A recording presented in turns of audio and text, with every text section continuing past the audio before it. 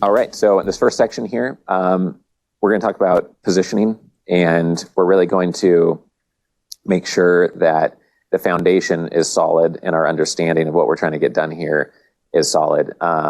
Being persuasive can be seen as manipulative and evil if you're selling something bad. So obviously the assumption is you're doing something good for investors, you're selling something good, you're being genuine and authentic along the way. And just understanding where your investors are coming from, what they want, what their frustrations are, and what your competitors offer is really critical to everything else we're going to talk about today. So you have to know your space. Otherwise, you'll try to be unique in a way that no one cares about, or it's actually not unique. Everybody else is saying that. And we'll give many examples of that here today. So you have to see where the competitors are, like on the soccer field, before you figure out where you want to stand on the field, right? If you're standing with everybody else over in the corner or everybody else right in the middle of the field, then you're a commodity and you don't want to be seen that way. You want to be seen, as really unique out there. So targeting the right type of investor is really critical.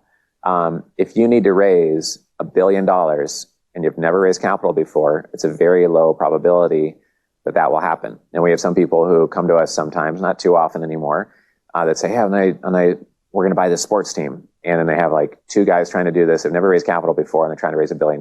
Like very, very unlikely it's going to happen, right? If you've raised 10 million a year and now you want to jump to 50 million or 100 million, some people pull that off, and more power to you.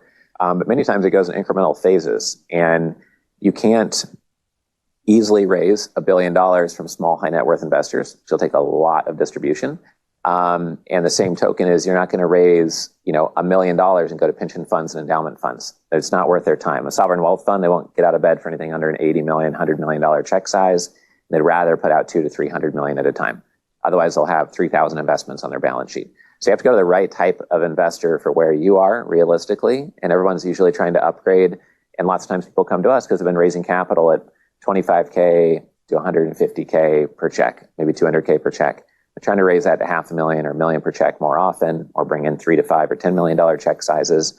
And we know that from running the club for quite a long time. So just keeping that in mind and figuring out not only what size of investor you want to target, whether it's institutional, small institutions, emerging manager programs, small investors, quasi-family offices that might not call themselves a family office, but maybe they're worth $50 million, and figuring out not just the size of investor, but the exact type, and thinking, what is the type of investor that is pre-motivated to do business with me? And I think that one thing that took me quite a while to realize is just that when people struggle to raise capital, it's typically because they are not thinking through a diagram we're going to show you later on the 3 trust curves, but they're typically not showing a deal to someone who already trusts them, knows the industry, or is local to the deal.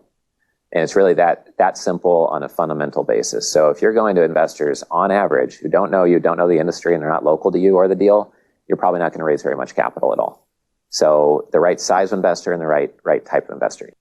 Local meaning like, let's say somebody has known you for a decade, they like self-storage, and they're based right here in New York. The self-storage deal you want to do is in Nigeria. You might be like, I don't know.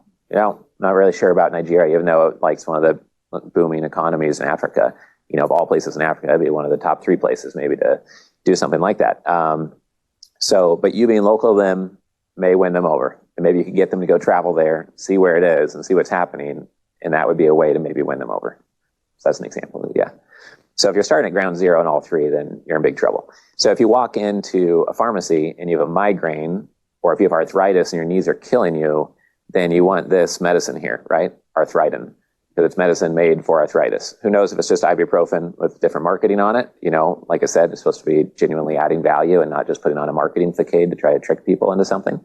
But that's an example of a type of investor is looking for something, or they're predisposed to want to invest in something. I always like to use the example of if you are an attorney, then maybe you'd invest in a litigation hedge fund that backs legal cases and you get paid out when the case wins. As a lawyer, you might be able to give them good deal flow, provide insight, or at least understand the merits and risks of a case and what goes into that and how to judge whether someone's going to win or not. And so it's going to be easier to raise capital from a law firm partner than someone who's never heard of a litigation fund, doesn't know how litigation happens or even what it means to have a big group of class act like plaintiffs going up against a big corporation, right? So that's something that a lot of people don't get right. They don't have the right size of investor or the right target type of investor. And if you don't have that, you're at a major disadvantage to others who do have that focus. This is what happens if you say you are a long short hedge fund or a lower middle market private equity group, or you do value add multifamily. You look like 100,000 other people, and instantly anyone sophisticated doesn't care, and they'll probably smile and say, "Oh, great, nice to meet you." But they know tons of people that do exactly that, right? Anyone who could write a big check knows 1,000 people who are value add multifamily or long short hedge fund. So it doesn't really mean anything. What you want to do is think, what makes us strong, unique, value add, special, more focused, more dialed in, better returns? Why did we start our firm in the first place? And define a sandbox for yourself where there's only 1 to 3 competitors. Maybe you buy dry cleaners in Austin, not all over the country.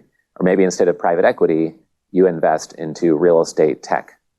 And then you define what niche within that, or how you maybe raise capital from people who have large portfolios of real estate. And you say, hey, we'll apply our tech.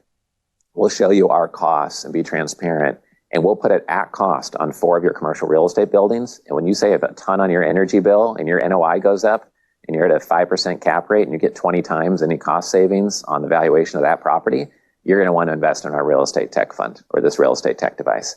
And maybe that's a demographic that's much easier to convince to invest than just some random high net worth investor. And you've got to teach them why a big commercial real estate owner would want this. And then you've won over a champion in the industry who might help you raise more capital or tell their real estate peers they do deals with to use that device, et cetera. So that's a good example of that. You want to tighten the sandbox, but not go so niche that you starve. If you go really, really niche and you're just too early for your time or too focused, you may never get enough deals done, right? Maybe if you do self-storage only in Omaha, Nebraska, maybe that's an excellent niche, or maybe it's too small. I don't know. I'm not familiar with storage there. So you want to define it tight, but not too tight. You don't want to have more than 2 or 3 competitors, in my opinion. If you're not getting lots of traction right now, then niching it down. It's much more powerful to say, we only invest into medical practices in the state of Texas, than we invest in medical practices all over the world. It's a little bit more focused to say United States, a little more focused to say these 3 states, even more focused to say only in New York City, right? It's a more clear image. It's more believable that as a small team, you may be the most informed, connected person buying dry cleaners in Austin, Texas. It's probably not a lot of people who are sophisticated who are playing that game, and no one else they've ever met in their entire life. So that's what you want to think. How does this position me against everyone else they've talked to their whole life up to this point? And can I be talking to people who would care about that sentence when you get that dialed in? You have to first focus on the right person, have the right positioning against your competition, and make it very compelling and high conviction and clear of why they should care and how it makes you really unique. So I know that's 4 concepts at once that I'm throwing at you, but we're going to go through a couple more slides on this.